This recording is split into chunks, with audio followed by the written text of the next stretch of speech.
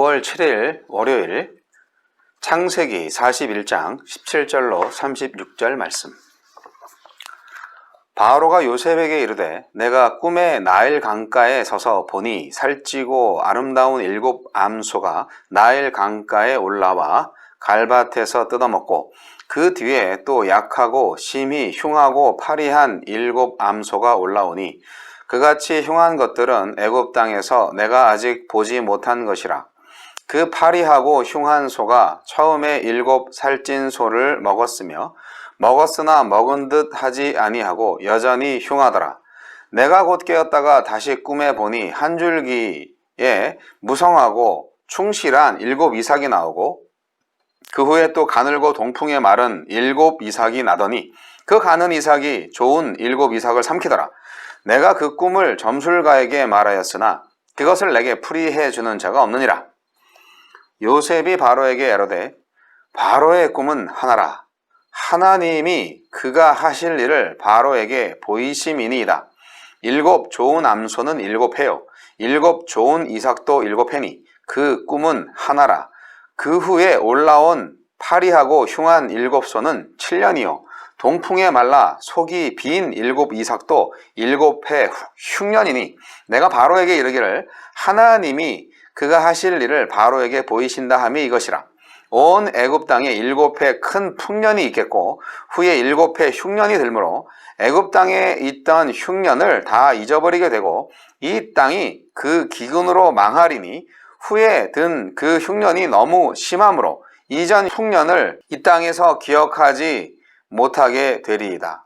바로께서 꿈을 2번 겹쳐 꾸신 것은 하나님이 이 일을 정하셨음이라. 하나님이 속히 행하시리니 이제 바로께서는 명철하고 지혜 있는 사람을 택하여 애굽 땅을 다스리게 하시고 바로께서는 또 이같이 행하사 나라 안에 감독관들을 두어 그 7해 풍년에 애굽 땅의 5분의 1을 거두되 그들로 장차 올 풍년의 모든 곡물을 거두고 그 곡물을 바로의 손에 돌려 양식을 위하여 각 성읍에 쌓아두게 하소서. 이와 같이 그 곡물을 이 땅에 저장하여 애굽 땅에 임할 7해 흉년에 대비하시면 땅이 이 흉년으로 말미암아 망하지 아니하리이다. 아멘. 꿈의 해석과 조언. 왕 앞에 선 요셉은 꿈의 해석이 하나님께 있음을 선언하고 바로의 꿈이 단순히 미래를 보여주는 데 있지 않고 그 미래를 대비하는 데 있음을 밝힙니다. 하나님은 어떤 분이십니까?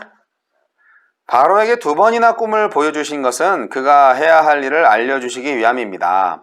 그가 하실 일은 장차 하나님이 하실 일이자 바로가 해야 할 일이기도 합니다. 단순히 미래를 알려주시기 위해 꿈을 보여주신 게 아니라 미래를 대비하도록 주신 것이기 때문입니다. 하나님이 마음에 심어주신 꿈을 이루기 위해 나는 지금 어떤 일들을 실천하고 있습니까? 하나님은 장차 하실 일을 정하시고 바로에게 보이십니다. 하나님이 정하신 일이니 반드시 실행될 것입니다. 세상을 향해 정하신 하나님의 뜻은 지금도 역동적으로 성취되고 있습니다. 예기치 못한 환란으로 근심하는 세상을 향해 지금 교회가 전해줄 하나님의 뜻은 무엇이겠습니까? 나에게 주시는 교훈은 무엇입니까? 바로는 꿈의 불길함에 주목하며 번민합니다. 개인의 삶에서 나라의 장래까지 우리의 인생은 모두 평탄하지 않습니다. 어려움이 닥치고 때로는 감당하기 벅찬 고통을 당할 때도 있습니다. 그러나 닥쳐올 불행을 슬퍼하며 낙담하는 것은 상황이 나아지는 데 아무런 도움을 주지 못합니다. 미리 준비하고 대비책을 세운다면 전화위복이 될 수 있습니다. 가정과 공동체, 지역사회의 미래를 생각할 때 지금 우리가 준비할 몫은 무엇입니까? 요셉이 바로의 꿈을 해석합니다. 바로의 꿈은 애굽 전역에 7년 동안 큰 풍년이 있다가 그 풍년을 집어삼킬 만한 7년의 큰 흉년이 있을 거라는 뜻이었습니다. 풍년의 때에 흉년을 대비하지 않으면 흉년의 시간을 버틸 수 없습니다. 교회가 부흥할 때, 가정이 평안할 때, 건강할 때, 어린 자녀를 양육할 때 준비해야 할 일은 무엇입니까? 요셉은 꿈을 해석하는 데 그치지 않고 대비책을 제시합니다. 그가 제시한 것은 사람을 택하는 일과 전략을 세우는 일입니다. 지혜롭고 명철한 지도자를 세워 애굽 땅을 다스리게 하고 전국에 감독관을 두어 7년의 풍년의 때에 곡식의 5분의 1을 떼어 각 성에 비축하도록 하는 것입니다. 하나님의 뜻을 아는 것은 시작입니다. 이제 그 뜻에 대한 적극적이고 적절한 반응이 필요합니다. 공동체의 기도. 하나님의 뜻을 바로 알고 지혜롭게 계획을 세워 공동체의 미래를 준비하게 하소서. 아멘. 바로는 요셉 앞에서 급히 자신의 꿈을 설명합니다. 애굽에서 바로는 그야말로 신과 같은 존재인데 한낱 이 히브리인 어린 노예 죄수한테 꿈을 설명하는데 이렇게 아주 급히 한다는 것은 참 급했구나 라는 생각을 하게 합니다. 결국 인간이란 얘기죠. 신이 아니에요, 바로가. BC 2세기의 어떤 이집트 문헌은요, 주전 2600년경에 나일강 수위가 낮아져서 이집트에 7년간 흉년이 있었고 사람들이 자신의 자녀들을 잡아먹었다는 그런 시기가 있었다고 기록을 합니다. 그리고 이 7년의 흉년과 7년의 풍년이라는 주제는요, 성경 말고도 그 고대 근동의 다른 신화 이야기에서도 나타나고 있대요. 그래서 어떻게 보면 신화적인 얘기일 수도 있지만 이게 신화로 기록되었다는 것은 그만큼 있을 법한 이야기라고도 볼 수 있는 거죠. 근데 한번 상상을 해보세요. 1년, 2년도 아니고 3년, 4년도 아니고 7년 동안 흉년이다. 살아남을 사람이 있을까요? 네. 그런데 그 이전에 7년이라는 풍년을 해주시잖아요.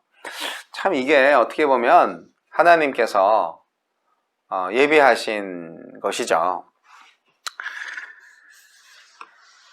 저는 오늘 말씀을 통해서 참 하나님은 빈틈이 없으시다.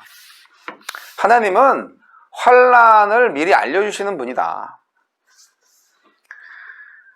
7년 풍년이 있은 후에 7년 기근이 있음을 알려주시는 하나님. 환난이 있을 거를 알면은 어때요? 환난을 당할 때 마음이 어때요? 알고 있었으니까 불안하지 않잖아요. 올 게 왔구만.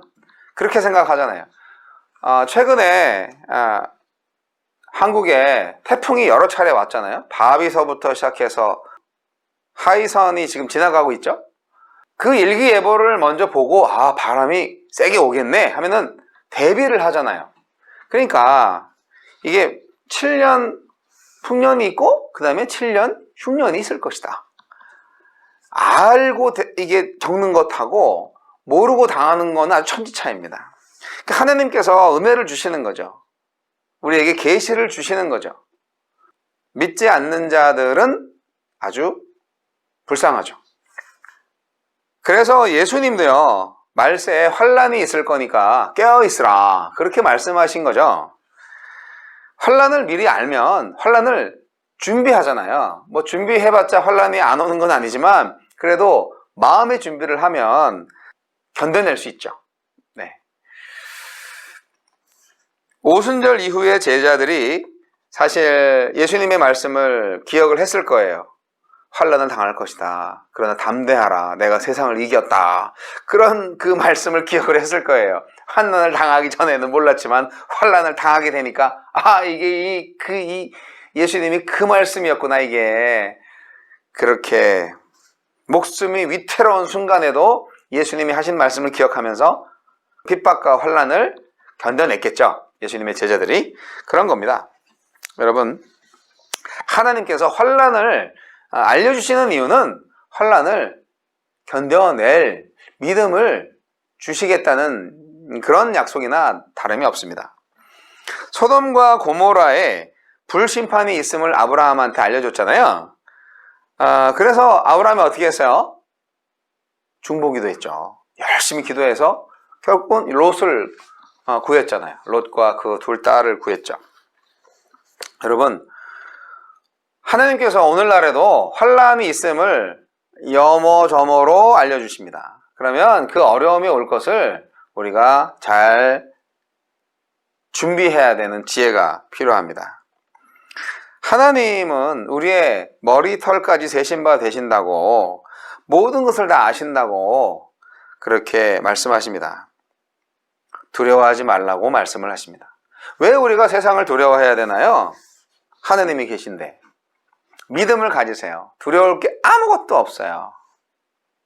요즘도 자동차를 타고 FM 라디오를 틀으면 Fear is a liar 뭐 이런 노래가 좀 안 좋지만 그런 노래가 나와요. 그러니까 두려움은 이제 거짓말이다. 그런 거죠. 뭐 다른 뜻도 있겠지만 저는 뭐 그렇게 이해를 했어요. 그러니까 두려움이 우리를 속이는 거예요. 두려움이 결국 큰 죄입니다. 믿음이 없으니까 두려워하는 거잖아요. 여러분, 하나님은 환난 중에 확실하게 보호하십니다. 하나님은 오늘 바로를 통하여서 그리고 또 요셉을 통하여서 풍요로 환난을 예비케 하시고 계십니다. 오늘 말씀 가운데에서 하나님은 7년 풍년을 먼저 주시고 그 다음에 7년 기근을 주신다고 했습니다. 7년 동안의 풍년을 맞이하면 그때 비축을 해서 이제 7년 기근, 7년 대환난을 이길 수 있게 해주시는 거죠. 근데 만약에 7년 기근을 먼저 당했다. 그러면 그 다음에 7년 풍년이 와도 이미 다 죽었겠죠? 그렇기 때문에 우리가 구원을 받았으면요, 우리가 구원의 확신을 가지고 얼마나 감사하고 기쁨과 감격에 넘치는 생활을 하겠어요. 그런데 구원받은 이후에 반드시 시험이 오거든요. 근데 그 시험이 왜 오지? 라고 또 생각하시는 분이 있는데요. 시험은 당연히 오는 거예요. 우리의 믿음이 성장을 해야 되잖아요. 그렇기 때문에 우리가 구원받은 그 이후에 시험이 오는 것을 무서워하거나 이상히 여기지 마시라 하는 말씀을 드리고 싶어요. 우리 하나님께서 당신의 자녀를 광야에 내보내실 때 왜 그냥 내보내시겠어요? 지켜주십니다. 감당케 하십니다. 다 죽을 것 같은데 살아남는 거는요, 알고 보면 하나님께서 이전에 미리 준비케 하신 게 있기 때문입니다. 오늘 우리가 하나님의 은혜를 받아서 지금 풍요롭게 되었나요? 언젠가 환란이 닥칠 수 있습니다. 그때를 준비하세요. 지금 힘들고 어려우신가요? 네, 좋은 때가 또 반드시 옵니다. 끝까지 하나님의 구원을 믿고 버티시기 바랍니다.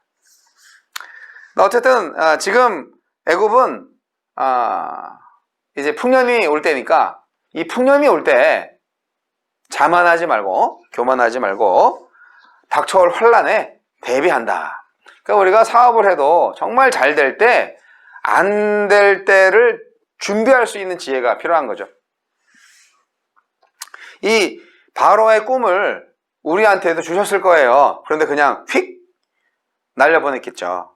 하지만 진지하게 이것에 대해서 고민하고 꿈 해몽가들을 찾아서 하나님의 비밀을 풀게 되었던 바로. 바로도 역시 하나님이 쓰시는 사람이에요. 바로는 하나님을 믿지 않았지만 그러나 하나님이 사용하신 그 당시 최고 국가의 지도자였습니다. 사랑하는 성도 여러분, 환난 중에 진정으로 우리를 보호하실 수 있는 분은 하나님밖에 없습니다. 사람들은 염려는 해줄 수 있어도 해결해 주지는 못합니다. 그러나 하나님의 보호는 구체적이고 또 완벽합니다.